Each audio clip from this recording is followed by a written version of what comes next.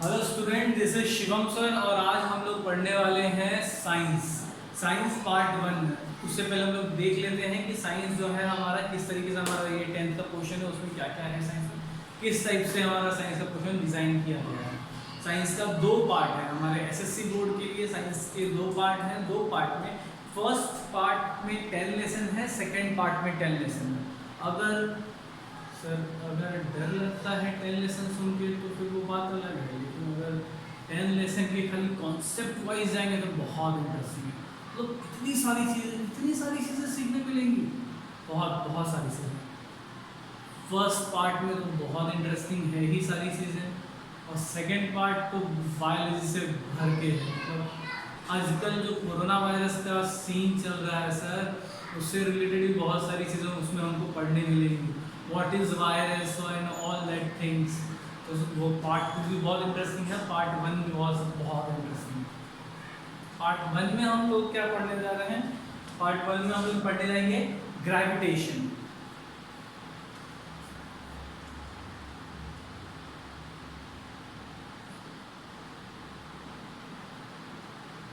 Gravitation is your first chapter, ठीक है। अब ग्रेविटेशन में क्या है, एक्चुअली में ग्रेविटेशन है क्या sir? What's mean by gravitation, वो सब समझने से पहले कुछ कॉन्सेप्ट्स हम लोग समझ जाते हैं, कुछ वर्ड्स के मीनिंग समझ जाते हैं, कुछ एक्स्ट्रा चीज़ें जो आने वाली जिससे हम लोग फटाक से क्लिक हो जाए हमारा जो पढ़ रहे हैं, ठीक है। तो वो चीज़ें क्या है सर? इसका हम लोग पहले फोर्स क्या है सर? फोर्स का हम लोगों को फॉर्मूला मालूम है? हाँ सर, सबसे ज्यादा तुम लोगों को काम करने के लिए कौन फोर्स करता है? कोई भी काम करने के लिए इंसान, किसी भी इंसान को जीवन में सबसे ज्यादा कोई भी काम करने के लिए एक ही आदमी फोर्स करता है, वो है माँ। MA, माँ। M for mass and A for acceleration.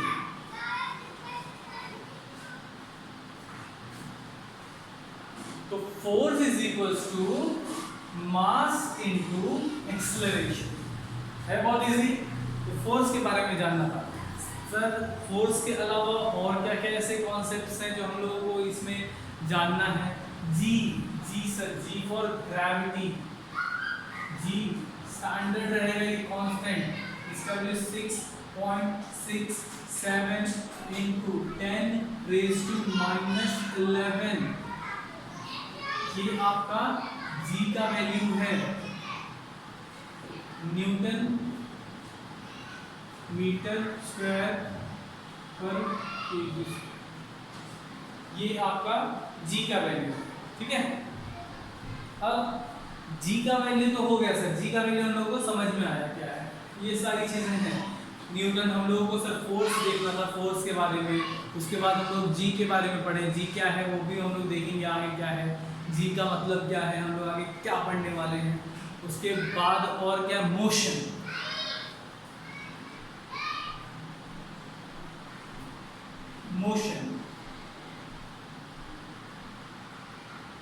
Any type of movement,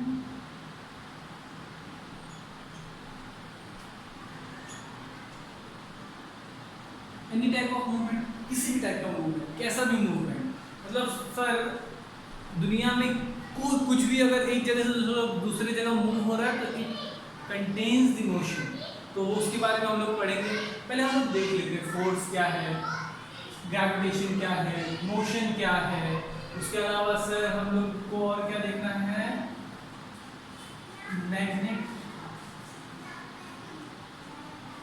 magnet के बारे में। एक मैग्नेट, इसका एक होता है नॉर्थ पोल और एक होता है साउथ पोल, ठीक है। तो क्या है सर फोर्स? ऑब्वियसली सर किसी भी चीज को पर हम फोर्स करते हैं, that is known as force. तो सर कोई भी चीज अपने एक प्लेस से दूसरे प्लेस पे जब मूव होता है तो उसमें कितना फोर्स लगा वो हम पूछते हैं। तो उसमें हमको कैसे पता चलता है कितना फोर्स लगा? सर अगर बड़ा आदमी है, कम ताकत लगा रहा है, तो अगर कोई चीज़ बहुत आगे चला गया तो बड़े आदमी का मास इनटू एक्सेलरेशन बहुत आगे चला गया। छोटा आदमी है, ज़्यादा ताकत लगा रहा है तो भी लगभग उतना ही आगे जाएगा, तो mass into acceleration is known as force. इसके बाद मैं बोलूँगा अगर gravity G for gravitation, the value of gravitation is g, it is constant. Constant, what mean by constant? Constant मतलब सेम, हर बार सेम रहेगा, यूनिवर्सली कांस्टेंट, यूनिवर्सल कांस्टेंट भी इसको हम लोग बोलते हैं, यूनिवर्सल कांस्टेंट मतलब इसका वैल्यू दुनिया में कहीं भी जाओ सेम रहेगा। क्या है ग्रेविटेशन का वैल्यू? Sir 6.67 into 10⁻⁻11। और उसके बाद सर आपने कुछ ये लिखा है, ये जो इसको कुछ तो बोलते हैं, हाँ सर इसको बोलते हैं सिंपल इंटरनेशनल सिस्टम, इंटरनेशनल ऐसा यूनिट, ये इसे हम लोग यूनिट बोलते हैं। अब अगर उनको कोई पूछा ग्रेविटेशन का यूनिट क्या है सर, ग्रेविटेशन का unit, it is a unit of gravitation, ठीक है, this is a unit of gravitation, ठीक है सर। ये पढ़ने के बाद थोड़ा सा हम लोग मोशन के बारे में, मोशन क्या होता है सर? कोई भी चीज मूव होती है, कोई भी चीज, मैं यहाँ से वहां गया, वहां से वहां गया, वहां से वहां, मतलब मैं मूव हो रहा हूँ, that is a motion, exactly. तो सर मोशन होता क्या है एक्चुअल में? सर पंखा चल रहा है, यस पंखा चल रहा है, कैसे चलता है? गोल गोल गोल गोल गोल, यस गोल गोल, सर्कुलर मोशन, मूव कर रहा है, लेकिन कैसे मूव कर रहा है? सर्कुलर।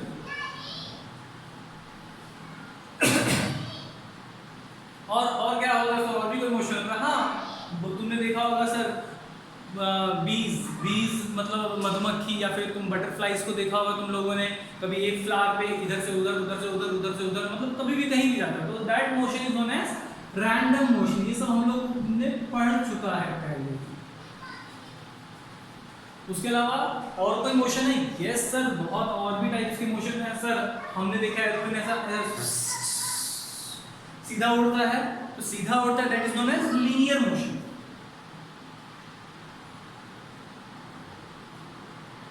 Linear motion. और भी ऐसे बहुत सारे मोशंस के टाइप्स हैं, और भी ऐसे बहुत सारे मोशंस के टाइप्स हैं, तो मोशंस के बारे में हम लोगों ने देखी है।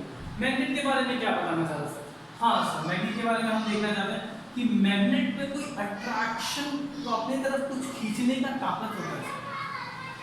क्या खींचता है मैग्नेट? मेटल्स खींचता है। हाँ सर, ऑब्वियसली सबसे ज्यादा हम अगर देखेंगे कि मैग्नेट सब क्या करता है जब खींचता है कोई चीज को, तो उसका सबसे ज्यादा अट्रैक्टिव पार्ट कौन सा रहता है? North pole and south pole. The highest attractive part of magnet is north pole and south पोल।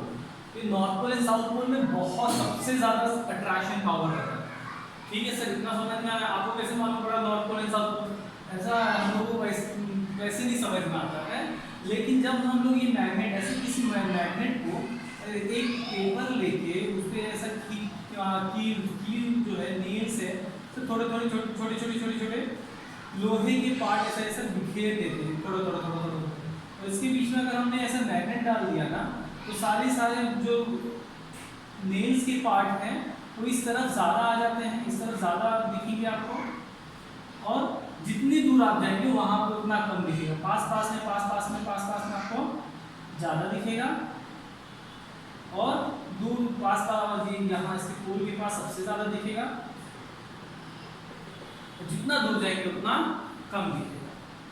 तो इससे हमको पता चलता है कि मैग्नेट के जितने पास रहेंगे, हमने ऐसा मैग्नेट का मैग्नेटिक फील्ड बचपन में पढ़ा था, बचपन मतलब उसे नहीं पढ़ा था।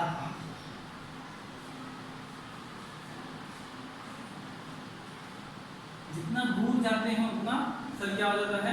मैग्नेटिक फील्ड रेयर होता रहता है। रेयर मतलब हल्का होता रहता है, और जितने पास रहते हैं उतना इधर इतना ज़्यादा एक ही लाइन है, this is a magnetic field. बार उतने इतने से एरिया में बहुत सारे लाइन्स आ गए, मतलब ये डेंसर है, दूर रेयर है।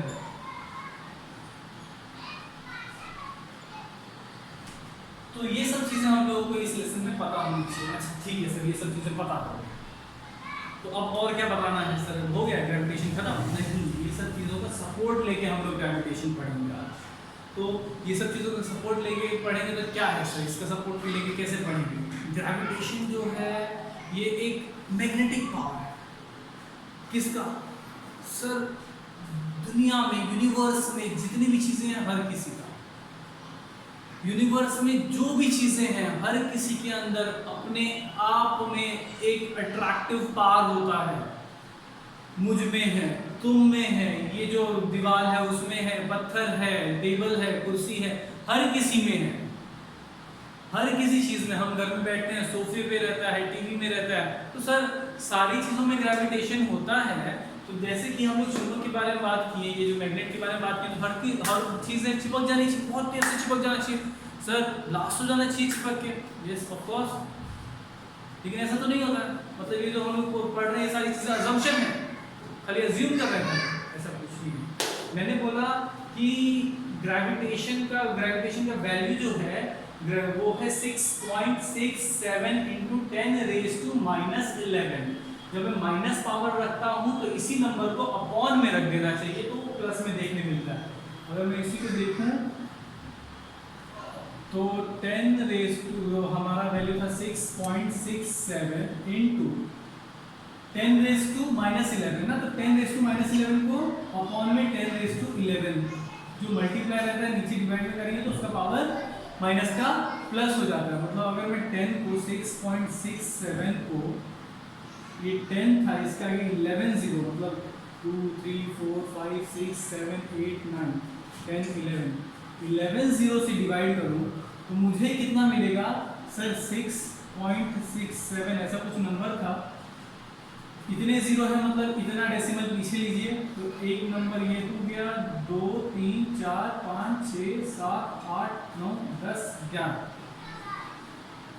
सर, ये वैल्यू। फिर उसके बाद तो आपने लिखा ही है सर, न्यूटन मीटर स्क्वायर पर किलोमीटर स्क्वायर। सर इतना छोटा वैल्यू, सर इतना छोटा वैल्यू, इतना छोटा वैल्यू है ये सर ग्रेविटेशन। तो हर किसी के अंदर ग्रेविटेशन है, लेकिन इतना छोटा वैल्यू, 0 के आगे बहुत ज़्यादा जीरो होने के बाद कुछ नंबर्स आता है।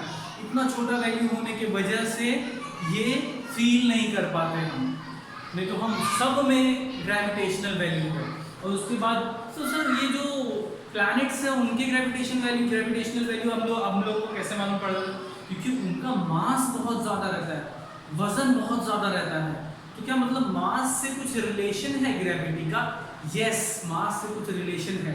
तो हम थोड़ा सा पुराने ज़माने में आते हैं, ग्रेविटी का जन्म कहाँ से, वहाँ से स्टार्टिंग से स्टार्ट करेंगे। आप सुने होंगे ग्रेविटी के बारे में, वो जो इसाक न्यूटन थे, इसाक न्यूटन पेड़ के नीचे सो रहे थे। सोने के समय में सर आके उनके टकले पे एप्पल गिरा तो उनका नींद टूट गया और बहुत गुस्सा आया। क्योंकि अगर तुम किसी का नींद तोड़ोगे तो वो तो तुमको बहुत पनिश करेगा। उसने भी वही किया, उसका नींद टूटा। अब वो क्या किया, अब मैं देता हूँ तुम लोगों को बहुत सारे फॉर्मूलेज, बहुत सारी चीज़ें ग्रेविटी की और बहुत सारी। तो इसीलिए किसी का नींद नहीं तोड़ना, तुम लोगों का नींद तोड़ते हो, हमें तो मालूम है ना कितना गुस्सा आता है। Yes of course. तो सर नींद टूटा उसका, उसने फाइनली एक ग्रेविटेशनल लॉ बना दिया, है ना। तो हम लोग देखेंगे कि जो न्यूटन था वो क्या सोचा। सर सो रहा था न्यूटन एक एप्पल ट्री के नीचे, एक एप्पल ट्री के नीचे ऐसा सो रहा था न्यूटन, उसके ऊपर एप्पल गिरा। तो सोचा एप्पल गिरा तो मेरे ऊपर ही क्यों गिरा। लेकिन प्रैक्टिकली उसने और सोचा तो उसको पता चला कि नहीं, कोई भी चीज़ मुझ पे नहीं गिरती है, इस अर्थ पे गिरती है। कोई भी चीज़ गिर रही है तो अर्थ पे, क्योंकि उस समय स्पेस में कोई गया नहीं था, स्पेस के बारे में लोगों को पता था लेकिन गया नहीं था। बिकॉज ऑफ दैट उसको लगा कि सारी चीज़ें तो अर्थ पे ही गिर रही है, बारिश अर्थ पे गिरता है। यस, वो बिल्डिंग से कोई सामान फेंको तो वो भी नीचे अर्थ पे आगे गिर जाता है, ब्लास्ट हो जाता है या टूट जाता है या फट जाता है, जो भी चीज़ें होती है, लेकिन अर्थ पे आता है। तो उसने सोचा अच्छा अर्थ पे गिर रहा है, मतलब अर्थ पे गिर रहा है तो कुछ तो अर्थ के अंदर है। तो उसने सोचा कि अर्थ पे सारी चीजें आके चिपक जाती है, क्या है अर्थ में? कहीं अर्थ सबसे बड़ा चुंबक तो नहीं, मैग्नेट तो नहीं? हाँ, ये हो सकता है, अर्थ सबसे बड़ा मैग्नेट हो सकता है। तब जाके उसका दिमाग चला, फिर निकाला, दिमाग लगाया और फिर बहुत सारी खोज किया कि अगर अर्थ मैग्नेट है तो उसका वैल्यू क्या है, ग्रेविटेशन फोर्स क्या है। तो ये जो यूनिवर्सल कांस्टेंट है ये हर किसी के अंदर है, लेकिन अब कोई भी चीज जितना छोटा है उससे ये मल्टीप्लाई कर दो, उन दो चीजों के बीच का आपको ग्रेविटी मिल जाएगा, उन दोनों चीजों के बीच का आपको फोर्स ऑफ अट्रैक्शन मिल जाएगा। अगर बड़ा है तो उसको भी इससे मल्टीप्लाई कर दो तो उनके बीच का फोर्स ऑफ अट्रैक्शन मिल जाएगा। तो बड़ी बड़ी चीजों में दिख के आता है, छोटी चीजों में पता भी नहीं चलता है, क्योंकि इतना छोटा वैल्यू कैसे मालूम पड़ेगा सर? हर किसी चीजों है अट्रैक्शन तो है सर, अट्रैक्शन तो है, हर चीजों में अट्रैक्शन है, तुम में, मुझ में, इसमें, उसमें, हर चीजों में अट्रैक्शन है, लेकिन उसका वैल्यू बहुत छोटा है, बहुत छोटा है। बिकॉज ऑफ दैट हमको दिखता नहीं। ठीक है सर, हम लोगों ने देखा सर, न्यूटन के बारे में देखा, न्यूटन इसैक न्यूटन ने क्या सोचा सर, सारी चीजें अर्थ पे गिरती है, यहीं तक नहीं था, उसने सोचा कि अर्थ पे गिरती भी है तो वर्टिकली क्यों गिरती है? क्या बोल रहा हूं मैं, अर्थ पे सारी चीजें गिरती हैं तो वर्टिकली क्यों गिरती है? अगर अर्थ पे सारी चीजें गिरती है तो वर्टिकली क्यों गिरती है? वर्टिकली एकदम सीधा क्यों गिरती है? एकदम सीधा। ऐसा होना चाहिए ना कि एप्पल टूटा, थोड़ा ऐसा घूम के आए और ऐसा आके गिर जाए, कितना मजा आता। ये वर्टिकली क्यों गिरती है? अगर अर्थ में, अगर मैं बोलूं कि अगर इस जगह पे बहुत सारा अट्रैक्शन है उसको लगा, तो यहाँ का एप्पल तो यहाँ गिरेगा, लेकिन यहाँ का एप्पल भी यहाँ पे गिरना चाहिए ना, टेढ़ा होके, ऐसा होना चाहिए था, लेकिन ऐसा नहीं हुआ सर। यहाँ का एप्पल यहाँ गिरा, यहाँ का एप्पल यहाँ गिरा, और कहीं वहां पे एप्पल यहाँ तो यहाँ गिरा होगा। कि अर्थ पे तो सब गिर रहा है, लेकिन सब अपने अपने जगह पे वर्टिकली गिर रहा है। कैसे वर्टिकली गिर के क्या बना रहा है सर? वो वर्टिकली गिर के परपेंडिकुलर बना रहा है। What's mean by perpendicular sir? Perpendicular मतलब सर 90 डिग्री का एंगल बना रहा है। अर्थ कैसे जब गिरता है तो ये 90 डिग्री का एंगल बन के गिरता है। क्या बन के गिरता है? अर्थ पे गिरने के साथ 90 डिग्री का एंगल बन के गिरता है। दैट्स व्हाई उसने सोचा कि फिर क्या, फिर इधर भी ग्रेविटी है, इधर भी ग्रेविटी, इधर भी ग्रेविटी, इधर भी ग्रेविटी, हर जगह ग्रेविटी है क्या? नहीं। तो उसने बोला इधर की चीज इधर गिर रही होगी, इधर की चीज इधर गिर रही होगी, इधर की चीज इधर, इधर की चीज इधर, इधर की चीज इधर। तो उसको एक समय में मालूम पड़ा कि हर जगह चीज अगर इस तरीके से ही गिरती रही तो वो कहीं ना कहीं कहाँ से फोर्स क्रिएट हो रहा है? सेंटर से क्रिएट हो रहा है। कहाँ से क्रिएट हो रहा है? सेंटर से क्रिएट हो रहा है। तो जो फोर्स है ग्रेविटेशनल फोर्स जो है वो कहाँ से क्रिएट हो रहा है? सेंटर से क्रिएट हो रहा है। कोई एक पर्टिकुलर जगह नहीं है अर्थ के ऊपर जहाँ पे ग्रेविटी है और किसी और जगह ग्रेविटी नहीं है। सेंटर एक ऐसी जगह है जो अपने तरफ सारी चीजों को खींचता है। तो इधर वाली चीज इधर से गिरती है, उधर वाली चीज इधर से गिरती है। अगर सिर्फ इधर ग्रेविटी होता तो इधर वाली चीज से घूम के आती और इधर गिरती। इससे उसने सोचा कि हाँ अब समझ में आया कि हाँ सेंटर से फोर्स क्रिएट हो रहा, जनरेट हो रहा, समझा? तो ये तो हो गया सर, न्यूटन ने हमको बताया, उसने खुद सोचा, अपना सर फोड़ा और हमको बताया कि ग्रेविटी सेंटर से निकलता है। मतलब क्या खाली अर्थ के? नहीं सर, खाली अर्थ के नहीं, दुनिया में जितनी भी चीजें हैं हर किसी चीज की ग्रेविटी सेंटर से निकलती है। सेंटर से सारी चीजों का ग्रेविटी क्रिएट किया जाता है। ठीक है, सेंटर से हो गया। अब ये तो हो गया सर सारी चीजें ग्रेविटी के बारे में थोड़ा समझ में आया। हम लोग थोड़ा सा देखते हैं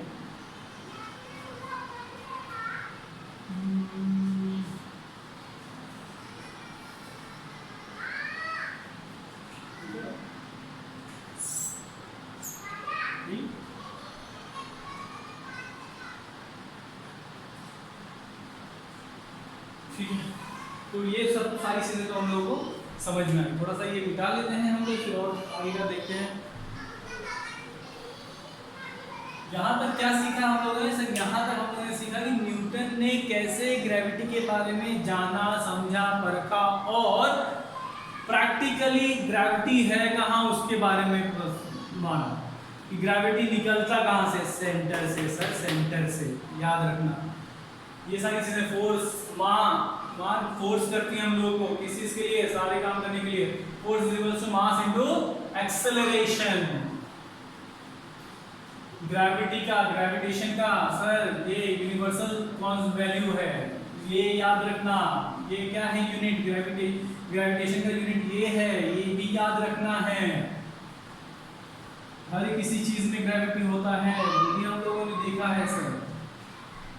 मोशन क्या होता है सर? मूवमेंट। अलग अलग टाइप के मोशंस देख लिया हम लोगों ने सर। मैग्नेट के बारे में पढ़ा। और थोड़ा सा हम लोग क्या देखेंगे अब थोड़ा सा देखेंगे हम लोग फोर्स के बारे में और मोशन के बारे में। फोर्स और एंड मोशन रिलेशन। फोर्स और मोशन का रिलेशन देखेंगे। क्या होता है फोर्स का और मोशन का रिलेशन? क्या है फोर्स, क्या है मोशन, क्या है उसका रिलेशन, क्या है? ठीक है। तो फोर्स में मोशन में कोई भी चीज एक मोशन में चल रही है, चलती रहेगी जब तक उसको नहीं रोकेंगे। सही बात है। हम लोगों ने देखा था बचपन में कि एक चीज कोई फोर्स से आ रही है। क्रिकेट देखे थे हम। हाँ सर, क्रिकेट देखे थे। तो क्रिकेट देखे थे तो मस्त एक बॉल एक फोर्स से आ रहा है, एक बॉल एक फोर्स से आ रहा है, कहीं लगा नहीं। तो एक बॉल एक फोर्स से आता है और बैट्समैन उसको लगा नहीं। तो बॉल एक फोर्स से आता है, बैट्समैन क्या करता है? उसको फ्लिक करता है, मारता है। तो क्या होता है सर? बॉल का डायरेक्शन क्या है? लीनियर है, लीनियर डायरेक्शन, एक ही लाइन में आ रहा है। जैसे ही बैट्समैन ने उसको मारा तो क्या हुआ सर? उसका डायरेक्शन चेंज हो गया। ऑब्वियसली सर, किसी भी चीज का मोशन फोर्स से चेंज हो जाता है। किसी भी चीज का मोशन फोर्स से, सिर्फ मोशन नहीं सर, मोशन के साथ डायरेक्शन भी चेंज हो जाता है सर। तो मोशन में मैं स्पीड बोलूंगा, फोर्स एंड मोशन की वजह से क्या होता है sir? Speed and direction of motion changes because of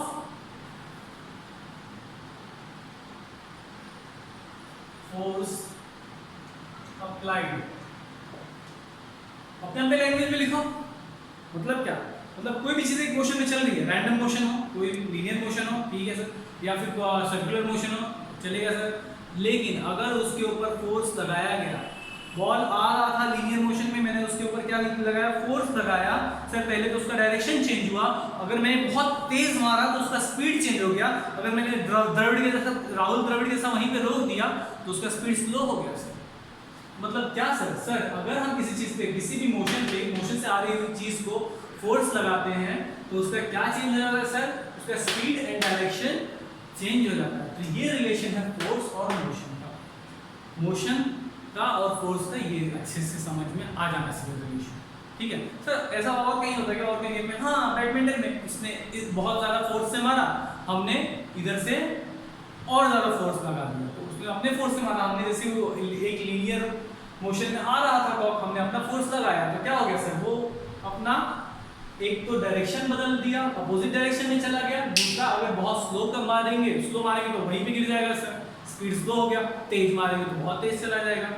और कहीं होता है सर? हाँ सर, ठेला चल रहा है, गाड़ी चल रहा है सर, गाड़ी चल रहा है, हम उसको और तेज धक्का दे दिए तो सर फोर्स लगा दिए और तेज चलने लगेगा। एग्जैक्टली। तो सर मोशन में का डायरेक्शन और स्पीड चेंज हो जाता है किसकी वजह से सर? फोर्स अप्लाई करने की वजह से। ठीक है, ये तो सर फोर्स और मोशन का हम लोगों ने देख लिया। ये सब क्यों पढ़ रहे सर? फोर्स एंड मोशन ये सारी चीजें हम इसलिए पढ़ रहे हैं क्योंकि आगे ये पूरा चैप्टर आने वाला है, बहुत इंटरेस्टिंग चीजें हैं अभी भी। इसके अलावा हम लोग थोड़ा सा देखते हैं सेंट्रीपिटल फोर्स क्या होता है। सेंट्रीपिटल फोर्स बहुत इंटरेस्टिंग है। सेंट्रीपिटल फोर्स एक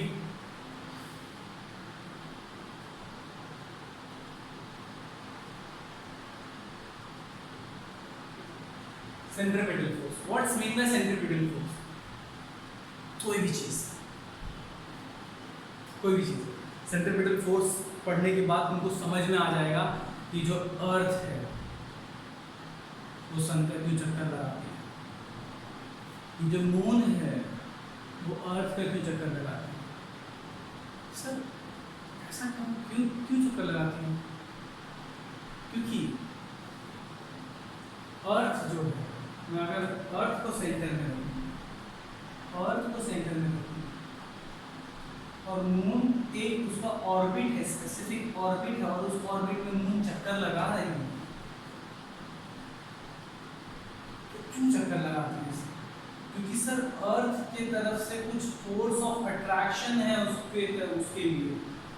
अर्थ खींच रहा है मून को अपने पास, लेकिन मून को और भी कहीं से कोई खींच रहा है, बाहर जाने की कोशिश कर रहा है लेकिन जा नहीं पा रहा है, क्योंकि अर्थ का फोर्स ज़्यादा है, मून का अपना फोर्स है, दोनों एक दूसरे के में अपना फोर्स की वजह से एक दूसरे को अट्रैक्ट कर रहे हैं, isn't it? तो अर्थ सेंटर में है, मून आसपास है, चारों तरफ आसपास, मतलब उसके चारों ओर ऑर्बिट कर रहा है। तो वो क्या कर रहा है सर? छोड़ो इसको, वो कह रहा है ये है हैंकी, ये मैं ले लेता हूं मार्कर।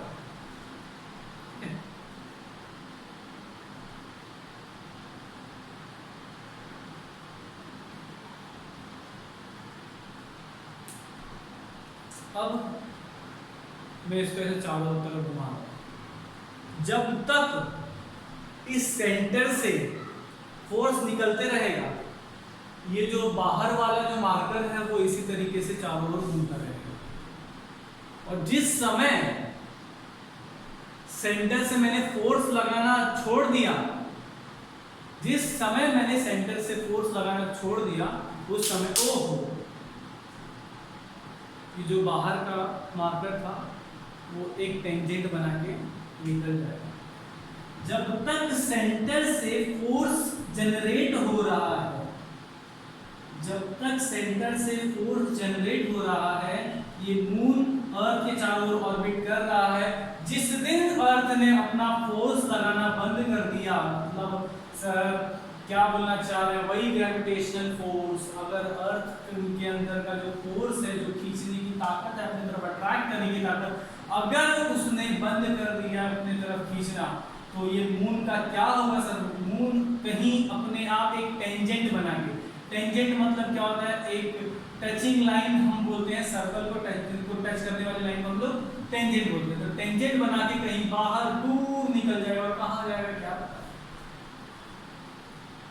तो this force is known as centripetal force. क्यों सेंट्रीपिटल सर? सेंट्रीपिटल इसलिए क्योंकि सेंटर से ये क्रिएट होता है, सेंटर से जो फोर्स जनरेट होता है उसके वजह से हमारे चारों ओर कोई चीज घूमता है, सेंटर से कोई फोर्स क्रिएट होता है, उसके वजह से चारों ओर किसी चीज के चारों ओर कोई चीज घूमता है, तो उसको हम लोग बोलते हैं centripetal force. isn't it? Centripetal बस इतना ही, बहुत इजी। तो सर ये तो सेंट्रीपिटल फोर्स है, ये तो फोर्स एक्चुअली में है क्या? मतलब फोर्स के बारे में भी कुछ, ये जो प्लैनेट के फोर्स होते हैं वो भी क्या समझाया जा सकता है? हाँ, प्लैनेट्स के भी फोर्स होते हैं। सिर्फ प्लैनेट नहीं, दो ऑब्जेक्ट है, ये एक मार्कर का गैप है और ये मार्कर है, ये दोनों चीज के बीच में भी अट्रैक्शन है। कैसे पता चलेगा वो हम सीखेंगे। सर ये दीवार है, ये दीवार है, दोनों के बीच में अट्रैक्शन है, कैसे पता चलेगा वो आज सीखते हैं हम लोग। सर उसके लिए हम लोग क्या करते हैं, F directly proportional to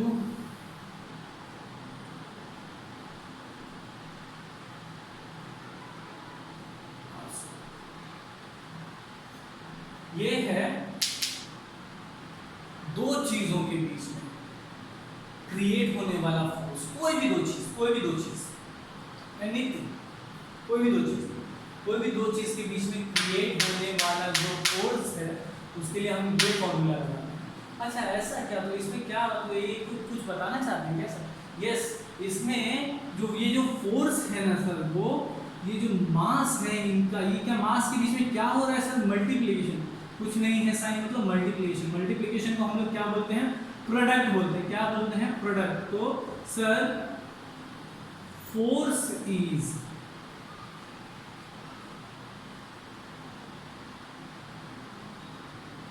directly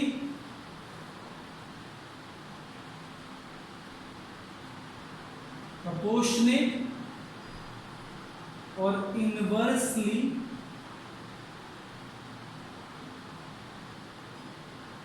proportionate। जो फोर्स है दो चीजों के बीच का, अट्रैक्शन फोर्स है, वो डायरेक्टली प्रोपोर्शनेट किसके रहता है सर? डायरेक्टली प्रोपोर्शनेट रहता है product of mass of the object, product of masses of the objects। इसके ऊपर क्वेश्चन आंसर्स भी हैं, सम्स भी हैं, वो सब हम लोग देखेंगे। इनवर्सली प्रोपोर्शनेट, इनवर्सली प्रोपोर्शनेट किस पे रहता है सर? सर आर का मतलब सर डिस्टेंस, डिस्टेंस, इसको हम लोग आर लिखते हैं।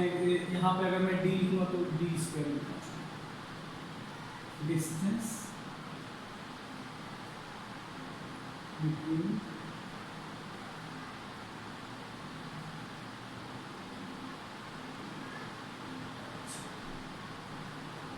तो force is directly proportionate, inversely proportionate. Sir ये डायरेक्टली प्रोपोर्शनेट, इनवर्सली प्रोपोर्शनेट क्या होता है? डायरेक्टली प्रोपोर्शनेट का मतलब सर ये बढ़ा तो वो भी बढ़ेगा, इनवर्सली प्रोपोर्शनेट मतलब ये बढ़ा तो वो कम होगा। मतलब सर मतलब बताओ सर, मतलब कोरोना वायरस का टाइम चल रहा है अभी, तो अगर भीड़ बढ़ी तो केसेस बढ़ेंगे, ऑब्वियसली बढ़ेंगे, that is a direct proportion. एक चीज बढ़ा तो दूसरी चीज भी बढ़ जाएगी, भीड़ बढ़ा तो ऑब्वियसली सर कोरोना वायरस के केसेस बढ़ जाएंगे, that is a direct proportion. Inverse proportion क्या है सर? इनवर्स प्रोपोर्शन क्या है? सिंपली कोई चीज बढ़ता, एक चीज बढ़ेगा तो दूसरा चीज कम हो जाएगा, एक चीज बढ़ेगा तो दूसरी चीज कम हो जाएगा। जैसे सर अगर मैं बोलूं इनवर्सली प्रोपोर्शनेट के लिए, एक कोई काम है 10 दिन में करने वाला काम है, एक आदमी अब करेगा तो 10 दिन लगेगा, दो आदमी करेंगे तो 5 दिन लगेगा। मतलब सर आदमी बढ़ गए तो डेज कम हो गया सर। अकेला आदमी वो काम कर रहा था तो 10 दिन लग रहा था, दो आदमी काम करने आए तो 5 दिन लगा। That is inversely proportionate. तो डायरेक्टली प्रोपोर्शनेट में दोनों यूनिट बढ़ता है, एक बढ़ेगा तो दूसरा यूनिट भी बढ़ेगा, और इनवर्सली प्रोपोर्शनेट में एक यूनिट बढ़ेगा तो दूसरा यूनिट कम होगा। इसमें इस केस में कैसे होगा? सपोज मैं मान लेता हूं किसी चीज का फोर्स, मास में एक बेसिक सम सॉल्व करूं, m1 का वैल्यू 5 दे देता हूं, m2 का वैल्यू 6 दे देता हूं, d का वैल्यू 2 दे देता हूं। फोर्स कितना होगा? Force is equal to v square, ऐसा कुछ। सर m1 हमारा 5 है, m2 हमारा 6 है, अपॉन 2 का स्क्वायर। तो क्या होगा सर? 5 इंटू 6 30 अपॉन 4, 4 को 30 से डिवाइड करेंगे तो 7.5। हाँ ठीक है। अगर मैं देखो मैंने क्या किया, मास एक ये मैंने ओरिजिनल केस लिया, ओरिजिनल केस जिसमें मैंने क्या किया, मास 1 इज इक्वल्स टू, एक कोई ऑब्जेक्ट है जिसको मैंने उस ऑब्जेक्ट का मास 1 पकड़ा, कोई दूसरा ऑब्जेक्ट है उसका मैंने मास 2 पकड़ा। सर मास 1 है 5, मास 2 है 6 और दोनों के बीच का डिस्टेंस है 2 मीटर में मान लेता हूँ। तो इस तरीके से मैं सॉल्व करने जाऊँगा तो मुझे F इज इक्वल्स टू 4 जो भी है मेरा फॉर्मूला पुट करूँगा, मुझे ये वाला वैल्यू आ जाएगा। लेकिन अब मैं केस में थोड़ा सा चेंज करता हूँ, ये ओरिजिनल केस है। अब मैं इस केस में क्या करता हूँ, मास को बढ़ाता हूँ बाय इंक्रीजिंग मास, मास की वैल्यू बढ़ा दूंगा। इसीलिए मैं ये 5 का 6 कर देता हूँ, m1 6, m2 भी 6 और d is equal to same 2। इसके लिए कोई चेंज नहीं, सिर्फ मैंने एक यूनिट चेंज किया, मास। तो मैं अब वही फॉर्मूला पुट करूंगा, m1 into m2 upon d square, m1 का वैल्यू 6 इंटू 6 अपॉन 2 का स्क्वायर दैट इज 4, तो 6 6 36 अपॉन 4 दैट इज आंसर 9। मतलब सर एक ही सिर्फ एक मास बढ़ाया मैंने, तो मुझे वैल्यू क्या मिला फोर्स का, 9। पहले था, तो क्या मास बढ़ने से सर फोर्स बढ़ा? यस। तो जब मास बढ़ रहा है तो फोर्स बढ़ रहा है, मतलब sir force is directly proportionate to mass. अब हम लोग देखते हैं d को बढ़ाते हैं, d मतलब हमारा जो डिस्टेंस है, सारी चीजें same original case, m1 5, m2 6, b हम लोग ले लेते हैं, क्या लिया जाए, 3 ले लेते हैं, ठीक है। तो अब हम लोग सॉल्व करते हैं, f is equal to m1 into m2 upon d square, m1 का वैल्यू है हमारा 5 इंटू 6 अपॉन 3 का स्क्वायर, 5 6 30, 5 6 30, 3 का स्क्वायर 9। तो 30 को 9 से डिवाइड करेंगे तो सर ये हो जाएगा 10 और ये हो जाएगा 3.33, कम हो गया सर। डिस्टेंस बढ़ाया तो वैल्यू क्या हो गया इसका, सर फोर्स का वैल्यू कम हो गया। वही तो बोल रहे हैं सर, इस केस में सर डिस्टेंस को बढ़ाया तो फोर्स कम हो गया, अट्रैक्शन फोर्स कम हो गया। इस केस में मास बढ़ाया तो फोर्स भी बढ़ गया। तो सर वही तो बता रहे हैं सर कि mass is directly proportional to force and distance between that two object is inversely proportional to, ठीक है। तो ये वाला वीडियो हम लोग यहीं तक रोकेंगे। इसके आगे के जो प्रोसेस हैं, आगे के जो टॉपिक्स हैं, वो हम लोग कल के वीडियो में डिस्कस करें, ठीक है। या फिर और भी बहुत सारी चीज़ें अभी पढ़ना बाकी है। तो आज का तुम्हारा काम क्या रहेगा, आज का वीडियो अच्छे से देखो, बार बार देखो, इतने अच्छे से देखो कि ये सारी चीज़ें तुम्हारे दिमाग में बैठ जाए और तुम कल इसको अच्छे से थरो कर सको, ठीक है। Thank you.